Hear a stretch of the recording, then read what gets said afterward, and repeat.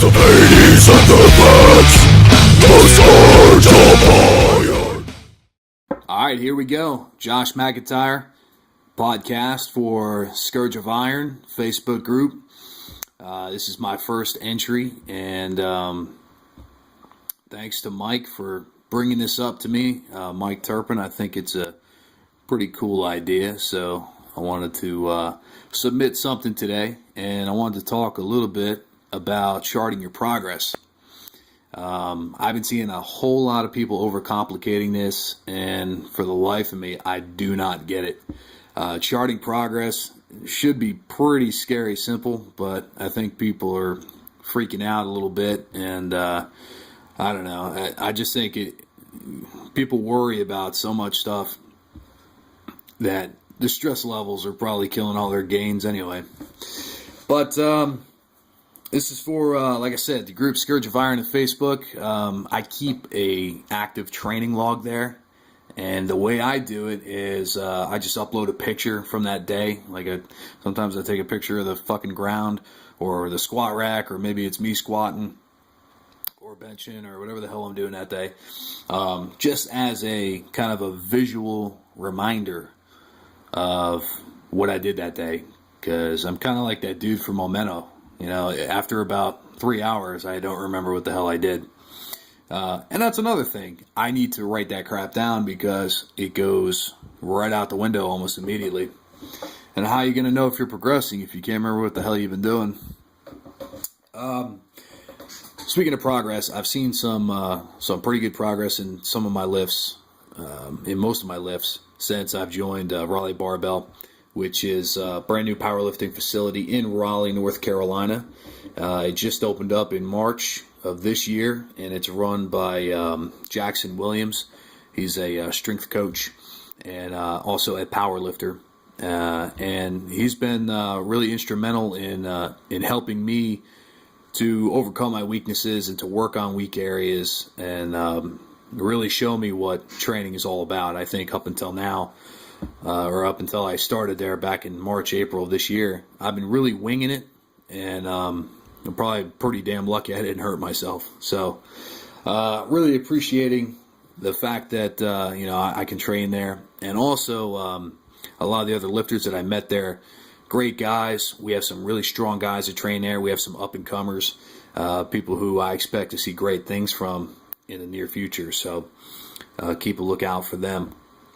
I also post the Raleigh Barbell training videos on there. We do team training, and recently we all just did 1 rep max squat night. We took squat singles, and everybody PR'd that night. It was amazing. It was in the air that night. Everybody felt it. So great atmosphere and great training partners. But anyway, going back to charting progress. People are going fucking nuts about this. I don't understand it. It's the easiest thing in the world. You write down, I did A, B, and C today. Write down a little note next to it. I felt shitty. I felt great. This seemed easy. Something that you can look back on and go, oh, back on July 17th, I really smashed that bench. What was I doing around that time? What was my, was I getting a lot of good sleep around that time? Or, hey, back in May, some of my lifts went down, or maybe I plateaued, or maybe I wasn't doing as good as I thought I should. What was going on around then? Oh, yeah, we had that, big family crisis. Or there was that big thing at work that really stressed me out, or I was really working on a project hard or something, and losing sleep. These are all things that you can incorporate into your training log that'll give you kind of an idea of what was going on in your life at that time. You may not readily remember it off the top of your head. Like me, if I don't write stuff down, like I said, it goes right out the window for me. So, pretty good example of that. And speaking with some of the guys I train with, even for powerlifters, powerlifters, they train for that 1 rep max. That's not necessarily the only way to chart your progress. We look at, accessories, if your accessories are getting better, if your GPP, your general physical preparedness, if that's getting better, if you're less of a fat slob after completing your sets or something, or your accessory work, you're trying to do supersets or something, and you're not as tired, you're not as beat down and wore out. Maybe you've adapted to the volume a little better. That's all progress. That's all better. One thing that I used to do a lot of was testing strength versus actually building strength. And that's one thing I really learned training the Cube method, which I did starting in January, and then continuing that at Raleigh Barbell. But also seeing how some of the other guys trained previously, I wasn't doing near the amount of workload these guys were, and they're light years ahead of me. So it made me reassess, hey, I was going in there and, lifting by myself and hitting singles all the time. And apparently, that wasn't the best way to do it. And, for a long time, my lifts didn't go anywhere. I still see people doing it all the time. I've seen people talk about the YouTube stars. You get these guys who come out here and they film, like feats of strength. I just want to get this on film that I benched this much today or something. That's great. And I used to be all about it, and I don't think it really helped me. Actually getting in there and doing the work and grinding through shit, hitting your accessories and finding out where I was weak. That's something that really, really helped me. And so when you're talking about progress, just outside of the physical aspect of it, mentally, I progressed a lot. So, getting your mind around what training really is and what building strength really is, versus testing strength all the time, I've progressed leaps and bounds in that aspect. Doing these different training programs and seeing the amount of workload that goes into it, your body does adapt quite a bit. And it may take some time, especially the older you are, but I've noticed a huge difference just in my workload capacity and my general physical preparedness and, even body composition. I don't always eat the best. I think I eat pretty shitty most of the time. But I've cleaned my diet up from what it used to be, which was basically straight macaroni and cheese 24 hours a day. And I've cut that down to about 18 hours. So, progress is measured in many different ways. My diet's better. I'm less of a couch potato on non-training days. I can actually get up and do stuff and, not get too tired out by it. And I attribute that, all of that, to the training that I've received since I've started at Raleigh Barbell. So, charting progress, people are asking, how do you know what goals are realistic? My best answer is to go backwards. Look at your training. What were you doing a year ago, and what are you doing now? If it's been a steady climb, and there were no like big ruts or anything, and you didn't get injured, and you weren't sick, then pretty much that's the way I judge it. It may not be the best way, but if I go, well, in the past year I put this much on my deadlift, then I should be able to hit this, by this date next year, unless something drastic changes. And, you may find a better way to lift, a better way to train. Maybe, instead of training 5 days a week, maybe cutting it down to 4. Or some people train 3 days a week. Everybody is different. Everybody's body will react differently to the training. And so being able to recognize the signs that something isn't working is probably one of the best ways that you can chart your progress and say, and to stop yourself from really going down that bad road of plateauing and in some cases even losing your strength, or maybe your lifts are going down.